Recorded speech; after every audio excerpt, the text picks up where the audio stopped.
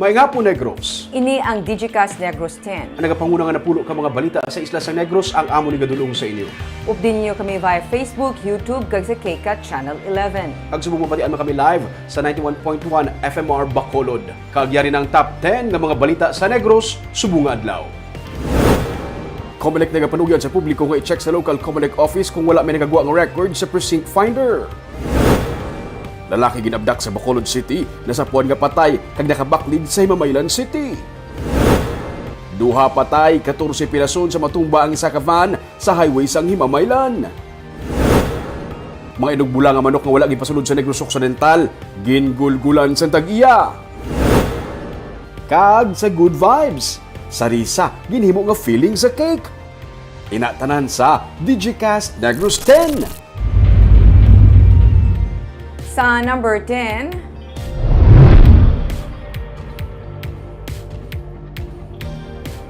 presyo sang gatong ang magasaka sa masobra 3 pesos sa kada litro buwas nga adlaw. Ginpahayag sa Department of Energy nga nagakabalaka ang merkado sa epekto sa plano sang European Union sang pagkuha sang gatong sa pungsod Russia bangod sang nagapadayon nga giyera. Suno kaya DOE Oil Industry Management Bureau Director Rino Abad, ginanunsyo sang EU ang pagban sa pag-export sang Russia sang gatong bangod ini ang ginatudlo nga ginakuhaan sang pondo nga ginagamit sa nagapadayon nga giyera. Gani bilang epekto, ang gasolina ginapaabot nga magsaka sang 3 pesos kag 10 sentimos tubtub 3 pesos kag 50 sentimos sa kada litro kag 3 pesos 80 sentimos tubtub 4 pesos kag 10 sentimos naman sa kada litro sang krudo. Lasais buwas aga ipatuman ang saka sa presyo sa produkto petrolyo.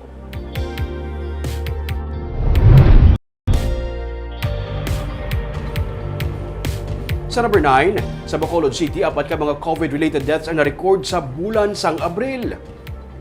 Isa ka 44 anyos ka lalaki nga may comorbidity ang nagtaliwan sang Abril 22. Siyang ika-4 na COVID-19 related deaths sa bulan sang Abril sandig sa record sa Emergency Operations Center.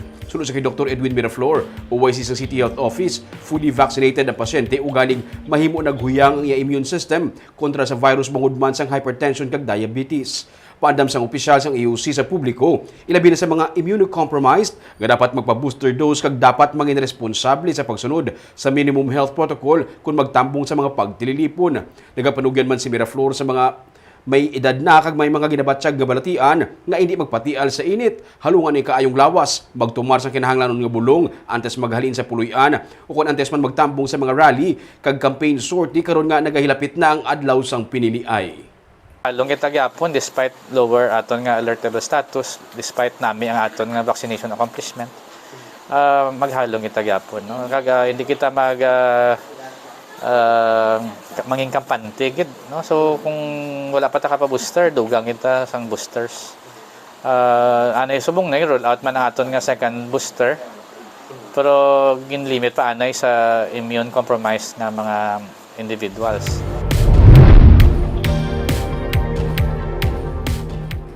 Sa number 8, may halos 200 na karon ka mga open sites sa Negros Occidental ang sarang nga mabisitahan. Sunod kay Provincial Tourism Officer Cheryl Dicena, inya nagalakip sa mga cafe, mga mountain kag beach resorts kag mga restaurants o kun mga kalan-an nga pwede makadtuan sa mga bisita o kun mga day tourists. Ginapaabot pa ang pag-submit sang lisansang iban pagid nga mga LGU. Wala man diri malakip ang mga accommodation kung sa diin sara makatiner ang luyag nga mag-overnight. Positibo si Dicena nga amat-amat na ang tikang para sa recovery sang tourism industry gikan sa pag-igo sini sa pandemic. Damlag pa gin-report sang Provincial Tourism nga target nila ang 500,000 tourist arrivals sa tuig 2022. Sa nagdigad lang mga semana, nagbukas balik ang Mambucal Resort and Wildlife Sanctuary kag sang weekend, fully booked ini sa day tourists. Suno kay Dicena, nag-ooperate ang Mambucal sa 50% sa kapasidad sini, kagamat-amat lamang ang pag-operate sa 70% sa capacity sini. Ginapabakod karon sang ila talatapan ang capacity building agud to maalalayan ang mga stakeholders. To be a gradual recovery process like Subong, we are working hand in hand with the tourism officers and kumbaga, the frontliners nila through capacity building trainings. Why capacity building? Because practically some were starting really from scratch, no? They have employees that have transferred already to another livelihood na wala na nila na-retain the past 2 years. So mga baguhan naman nila na employees, mga frontliners. So may ara naman na they requested to be involved in the refresher training because syempre doon nalipat naman sa mga skills nila. Sa number 7,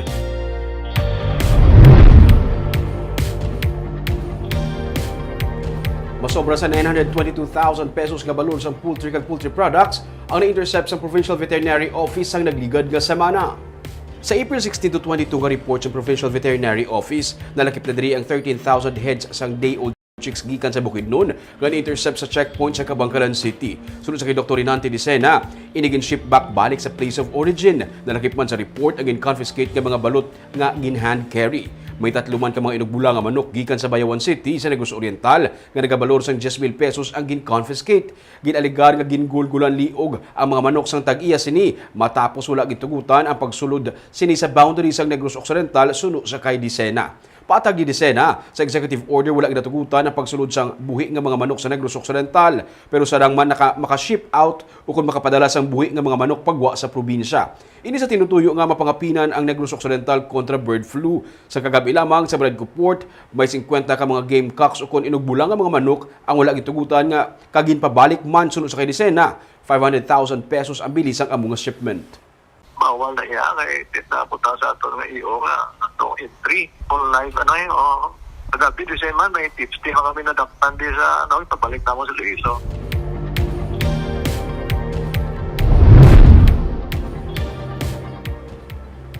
Sa number 6, Bacolod EOC ang nagapamalibad sa gin-donate nga manog expire nga vaccine. Bisan majutay na lang ang nagapabakuna sa mga vaccination center na tigayon nga napaubos ang Bacolod Emergency Operation Center ang 20,000 ka mga COVID-19 vaccines nga manog-expire kuntani sini nga bulan sang Abril. Pero sunod kay Dr. Edwin Miraflor Jr., ang OIC sa City Health Office, may pila pa ka mga organisasyon nga luyag kuntani mag-donate sang bakuna. Pero nadesisyonan niya nga hindi na lang anay pagbatunon ilabi na nga manog-expire na sa madason nga semana ang mga iga-donate nga bakuna. Linibo pa nga supply sang vaccine sa cold storage facility sang syudad ang mag-expire naman sa madason nga binulan. Ginakalipay sang opisyal sang EOC nga tubtub karon wala sang nausik nga bakuna sa Bacolod. I-refuse na mo ang donation. It will be a burden to our vaccinators, no, and to our cold room. Space pa lang, it will take up space. It will create nightmares for our vaccinators. Sininatan nihatag para hindi ta ma-expirean.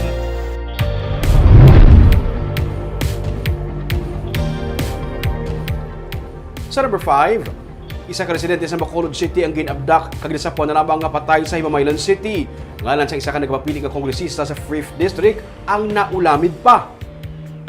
Nasapuan kahapon sang aga sa kilid sang highway sa Barangay Agisan sa Himamaylan City ang bangkay sa isa ka lalaki nga nakagapos ang kamot kag tiil kag naputos ang packing tape ang ulo kag may igo sang bala. Sunod sa Himamaylan PNP, posible nga sa amuman nga lugar gintiro ang biktima bangod sa may nabatian man nga lupok sang armas ang mga residente.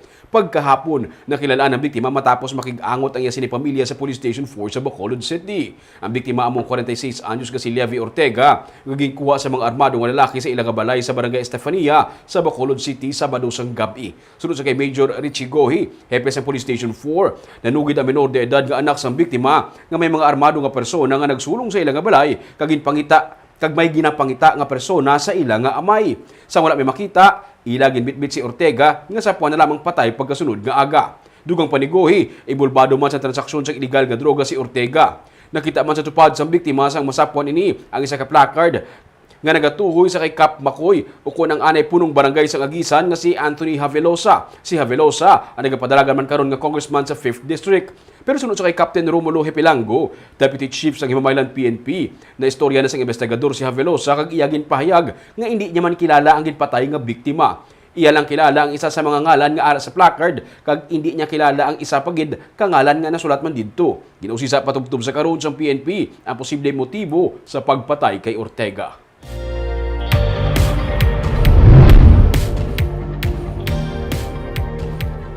Sa number 4, duha patay 14 ang pilason sang matumbang isa ka van sa highway sa Himamaylan City.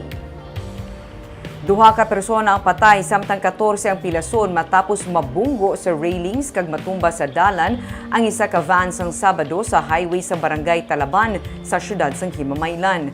Ang napatay amo Sunday Edna Tupa, 61 anyos, kag Rose Bagyos, 59 anyos. Sunod kay Pulisa Captain Romulo Hepilango, ang Deputy Chief sang Himamaylan PNP, halin sa norte, padulong kuntani sa sur nga direksyon ang van sa madulaan sang kontrol ang driver, gani nagbunggo ini sa railings kag natumba. Dead on arrival ang duha ka biktima bangod man sa nga mabasko nga impact suno sa pulis. Luwas naman sa katalagman ang 14 pa ka mga napirasan nga pasahero.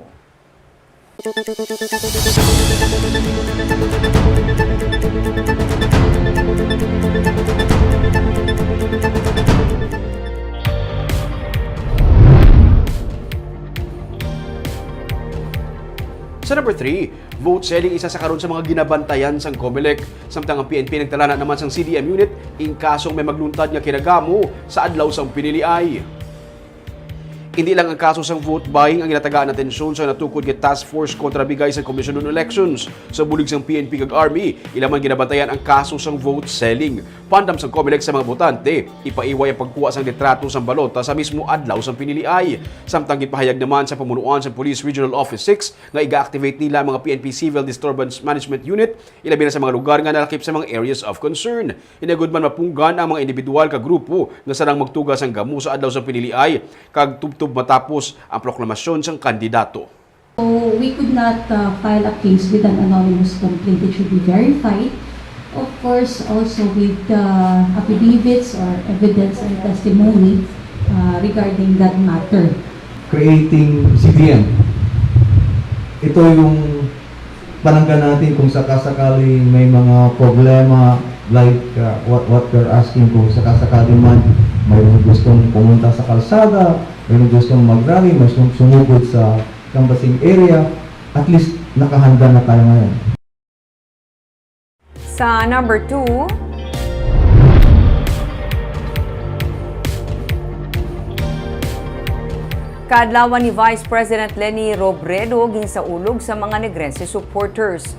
Mga anak naman ni Presidential Aspirant Ferdinand Marcos Jr. ginkampanyang ilaamay sa probinsya. Ginsaulog sang Sabado sa nga pila ka mga Negrense supporters ni Presidential Candidate Vice President Leni Robredo ang iya sini ika-58 nga kaadlawan paagi sa liwat nga pagpasiga sang paglaom Star of Hope sa Bacolod Art District sa Barangay Mandalagan.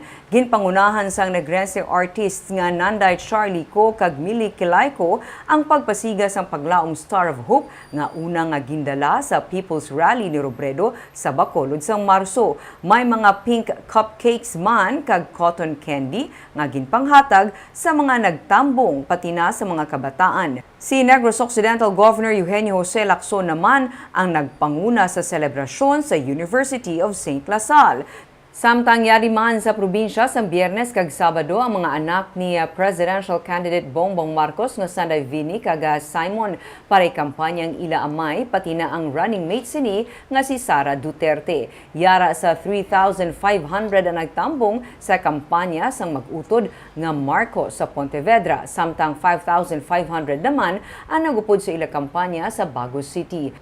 Pila ka mga opisyal sa probinsya Siyang nagupod man sa mag-utod sa pagpanguna ni Vice Governor Jeffrey Ferrer. Natala naman magbalik sa Bacolod si presidential candidate Isko Moreno sa Abrila 28. Ang grand rally ni Moreno ang ipatigayon sa Old Airport sa Barangay Singkang Airport sa Bacolod. Kag sa numero 1 sa mga balita, subong nga adlaw.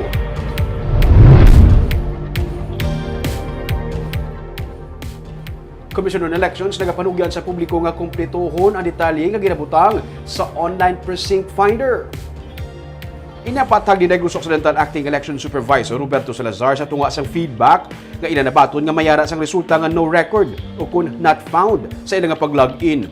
Sunod sa kay Attorney Salazar, may tion gid man nga down ang server. Pero kung kumpleto kag eksakto man lamang ang datos nga na-input, mahimo nga wala gid man na rehistro ang natungdan nga persona. O kun nadula na sa listahan bangod sang napaslawan nga makaboto sang duha ka sunod-sunod nga piniliay. Sarang man makig-angot sa local Comelec office o kun sa listahan sang registered voters nga nagahatag sang tag sa kabarangay sunod sa kay Salazar para mapatod nga ang natungdan kung isagid man kay registered voter. Una, gindi-activate siya sa Comelec by reason of failure to vote in two successive election. Kadua, no, nagpuli siya nga halin sa guwa. No? Alam mo ang proseso na di, no, kung magguwa ka as an OFW, no, you may choose to not to register as an overseas absentee voter. Pero normally sa airport, no, ginapaka-registro sila no, during the period of registration. Pinaka-prudent no, mag-brown natin no, is to go to the local Comelec office. No. And actually sa amon nga no, amon nga proseso, we post even in the barangays, the list of voters of that barangay.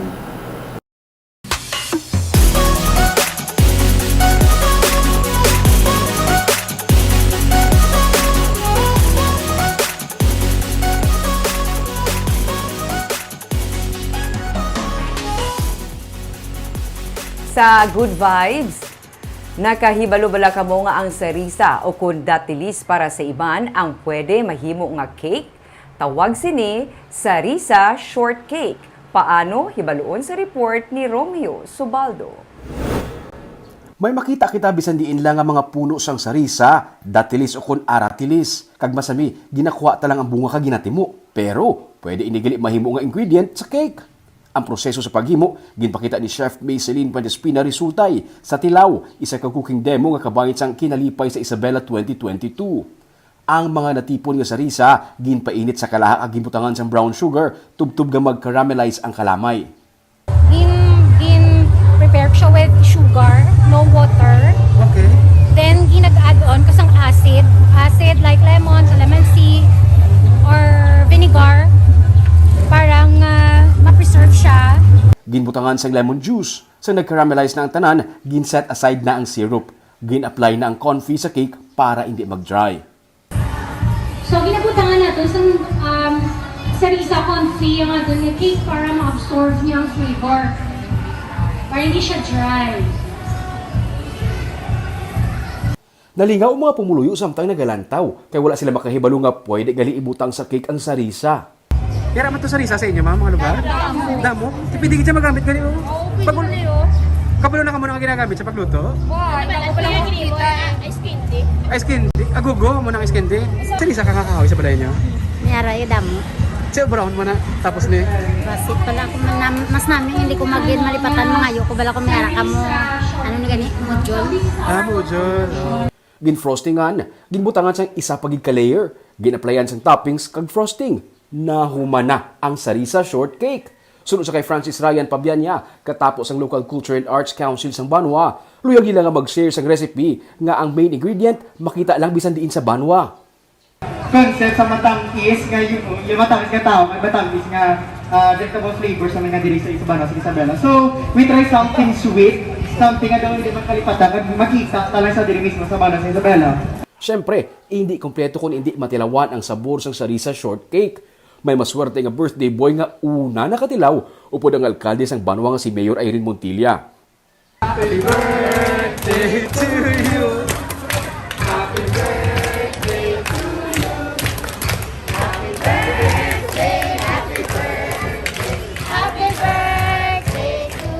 Anong sabor? Namit may konting aslong jutay. Oo. Hindi yung sobrang tamis. Tapos creamy yung topping. So namit ang combination namit gid. Masunod naman nga igatudlo ni Chef Celine ang pesto sauce sa pasta nga himo naman sa kulitis o kun spinach. Barbie ko ko yung sarisa nga fresh, basta ngitalawan. Okay siya namin sa galit. Ay, to. Ay, parehas ta. Doon hindi ko kauyon mayo sa datilis, pero sa nakita ko, ang imo nga report, looks yummy. Siguro ba kayo tungod sa may kuwan siya sa lemon, may sabor ng lemon, naglain na siya ang sabor niya. May cake na lain na siya, namit na siya. Tirawan ko na. Obrahay. Kaano ba itong mga balita sa Negros, Subunga Adlaw? Kay man sa panahon karon importante nga may ihibalo ka sa nagakatabo sa imo nga palibot. Kung dapat balanse kay eksakto mga impormasyon. Parahan kami nga magapangalagad sa Negrosanon. Ako si Barbara Mijares. Tugtog sa buwas ako naman si Romeo Subaldo, mayong hapon.